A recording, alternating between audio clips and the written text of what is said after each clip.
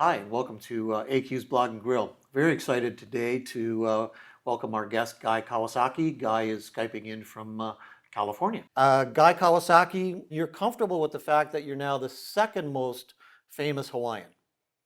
We don't count Barack as a Hawaiian. Oh, you don't? Okay. You He spent, wasn't born there. okay. Okay, so Guy, you get your degree at Stanford in psych, Yep. and then you apply to UC Davis for law school. Yep. So what happened? Well, I actually got into that one. So the following fall, I lasted about 9 days. I hated law school, so I quit. And I went back to Hawaii, got a job. Eventually, I came back to the mainland to go to UCLA for an MBA. While I was there, I started counting diamonds, believe it or not, for a jewelry manufacturer. And then my Stanford classmate showed me Macintosh, and I fell in love with Macintosh and eventually got a job there, and the rest is history. Yeah, so I think at one point you said it was like a religious experience. Yes, seeing the Macintosh for the first time was a religious experience, definitely. Now, the time that you spent with the jewelry company, Yeah. what did you learn there that helped you as an entrepreneur? Oh, I learned arguably some of the best lessons there. I learned how to sell. Entrepreneurship is very simple. Somebody has to make it, and somebody has to sell it, and somebody has to keep the wheels on the bus. And so that's it. That's all you have to do. And so I learned how to sell. The jewelry business is about selling. All right. You know, it's funny. I teach in an MBA program, and yet there's no courses on selling, but there is on entrepreneurship. And I'm thinking there's got to be both. Yeah, I mean, entrepreneurship is about 50% selling. The easy part is writing the business plan and making the PowerPoint and even, arguably raising money. The hard part is making the sale, and that is the most important part. And if you are making enough sales, you don't need a business plan, you don't need PowerPoint, you don't need anything. Sales fixes everything. Yeah. Yeah, you've had some great advice to entrepreneurs about their presentations and their pitches. Your Yep. 10-20-30 rule is fabulous, but why aren't business schools picking up on it? Maybe that many of the people teaching those courses are not entrepreneurs nor investors. And so I don't know, if they think 60 slides is what it takes, they're 50 off. Um, Less is more. I mean, basically in life, less is more. Yeah. So when you're sitting in an audience or at a presentation by some entrepreneurs, what is it that you are looking for as a venture capitalist? I am primarily looking for a product that I've fallen in love with. It's kind of, it's that simple and yet that complex. It's hard to explain, exactly why or what, but it's along those lines. It really, truly is along those lines. Yeah, there's something magic, I guess, that happens between the relationship between the founder, the product, and then the investor. It's almost like voodoo. It's like falling in love. And, like falling in love, two men could meet the same woman. And let's say this woman, has two teenage kids. In fact, make it the worst case, two teenage boys. Oh, gee. And so, one man might say, "Oh my God, I don't want to get in a relationship with this woman because look at all this baggage, instant family, two teenage boys, who wants to get involved with that?" Another man might meet the same woman with the two teenage boys and say, "Wow, I love this woman. I think it's so great she has kids, and this is just, I couldn't be happier." So, same woman, same kids, same everything. The same thing is true with companies that one investor could look at a company and say, well, they don't have a world class team. They don't have a proven market. They don't have a proven business model. And another investor could say, wow, this is really a lot of potential. They have there's some hair on the deal, but if it were perfect, they wouldn't need me. And you could fall in love with the same deal. So I think that's how it works. Okay. Bootstrapping versus getting VC funding, Yeah. Series A or whatever. What's happening there? Do you think too many people are trying to get right into the VC market too Well, quickly? to me, the VC market, I think the only VCs only fund a few thousand deals a year, and obviously millions of companies start a year.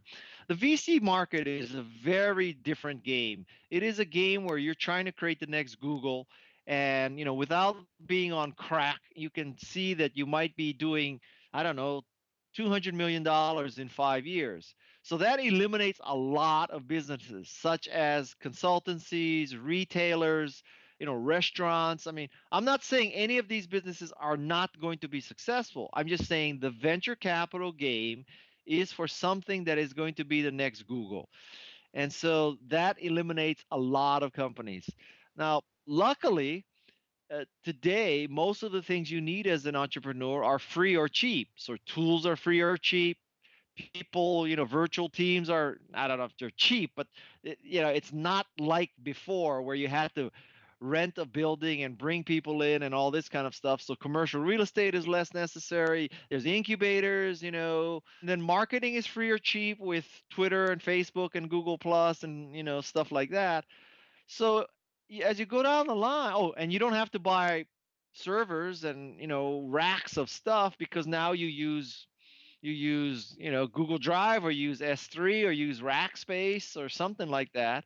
So basically, if you go down the list, everything is free or cheap, so you need less money. So that's why venture capitalists are less necessary. And then, to really do your company right, you should bootstrap, or you should use Kickstarter or Indiegogo and get that first round that way. Venture capital is not what it used to be, and it's kind of like crack. I mean, or like cocaine. Not that I've ever done either of those things, but it's an addictive thing. But eventually, it's going to kill you. Yeah. So, you one of the things you're most famous for is being the evangelist for Apple. Yeah, And how do you think based on the social media, which you are a maven of, yeah. how would that have changed the world for you as an evangelist? Is it just that much easier now to? Yeah, I think it would have been easier to evangelize Macintosh with social media. This is, of course, assuming that Apple would have let me do what I would do on social media. Today Apple is antisocial, right? So who knows? But back then, when I came back to Apple the second time in '95, I started something called the Evangelist. And this was a list server that had 44,000 subscribers. So we would just tell good news to this list. Well, in a sense, it was kind of like social media, right? It was broadcasting news. So I'm a big believer in that. It would have been easier, although arguably there would have been more noise, so there would have been more competition for attention. But the mechanism would be better than back then. If you had email, you were state of the art, and we would not be having this conversation via Skype back then. You or I would have to fly to each other. Right. So that time at Apple, in both stints, I mean, you had a relationship with Steve Jobs. Yep. What were I know after the day after he died, you were, I think, in Spain and you did a presentation and you kind of altered it to reflect your experiences with Jobs. What were the three things that come to mind that you learned from that Sure. experience? So I think the most important thing I learned from Steve is that design counts. That in a world of mediocrity, design counts. Secondly, I learned that customers often cannot describe what they need. They can tell you, better, faster, cheaper of the same thing, but they can't tell you how to leapfrog. And the third thing I learned is that, if you're an A player, you hire people better than you, not worse than you. So A players hire A plus players, B players hire C players. So I think those are the three most important things. Excellent. And that's great advice for people in startups now. And how do you see the connection between culture and innovation? Was that something you've seen grow? Yeah, no, I think people think about this too much. That basically, when you have a chief cultural officer, I mean, it's time to get worried, because culture should just be growing organically. You shouldn't have like some MBA in charge of making sure that the ping pong tables are in place. I mean, I don't quite get that. So the desire to innovate starts at the CEO. I mean, if the CEO is into innovation, fine. If not, and if they just create this chief innovation officer, that's also a bad sign. Okay. um, Innovation should be just core to the company. You shouldn't have to uh, assign a special group to innovate.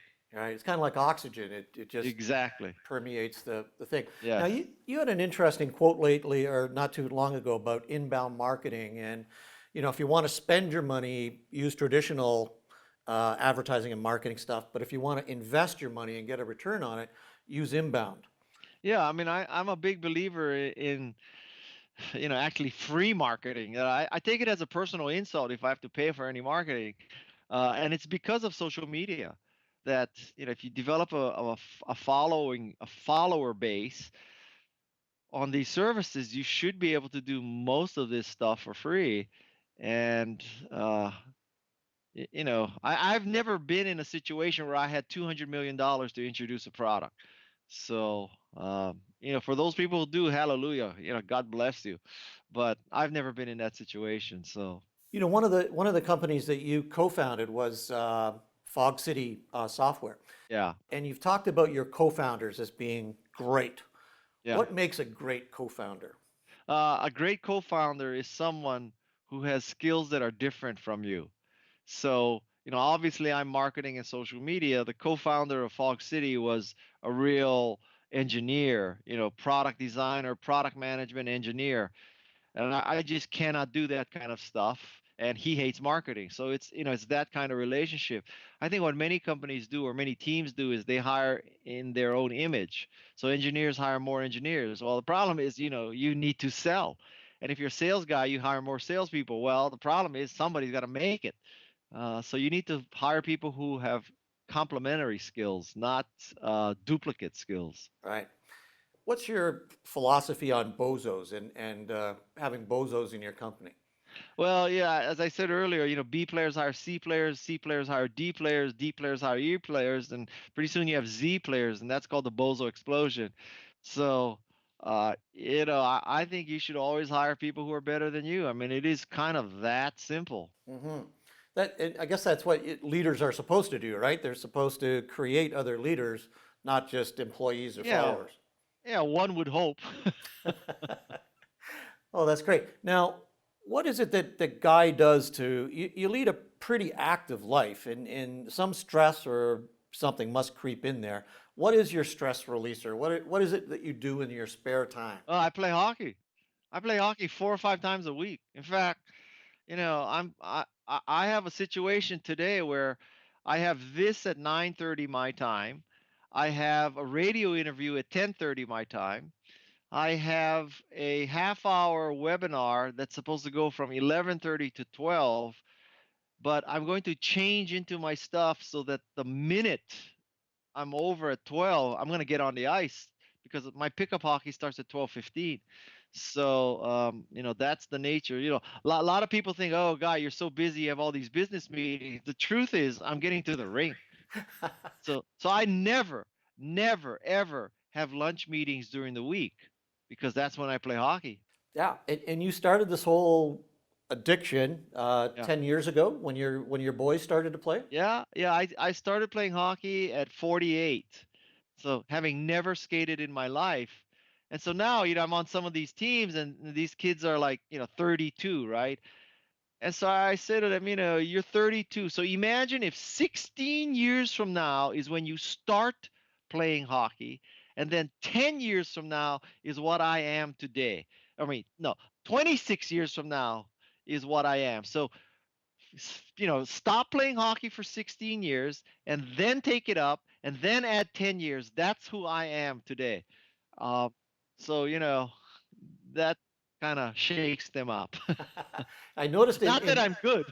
oh, hey, you're just committed. That's Yeah, I that's am the main thing. committed. We really appreciate your time today, and we do have two special things for you. I'm just going to turn Okay. to this has been rehearsed. Okay, every guest on AQ's Blog and Grill gets a pair of bold socks. They're a they're Okay. a semi-sponsor. More Okay. importantly, though, we have for you an original Kitchener Ranger jersey. So to Oh, cool. inspire you, and we're sending you this sweater. Well, thank you very much. Thank And you very much. now Well, just thanks. reading Ape, Yeah. author, Publisher, entrepreneur. publisher, entrepreneur, and I'm when I grow up, I want to be Guy Kawasaki. You should aim higher. Well, thanks, Alrighty. Guy. Any Thank encouraging you. words for young entrepreneurs these days? Anything you can pass on to them? Well, I think the most important piece of advice I can give them is, you know, to start prototyping. The prototype is the key. Prototypes. Yep. Fabulous, and that's great. Guy, thanks again, Thank and you. we'll Thank look you. forward Take to, care. you bet. See you later. Let's go to Tim Hortons now. A double double. Thanks for joining us today, Guy. That was fabulous.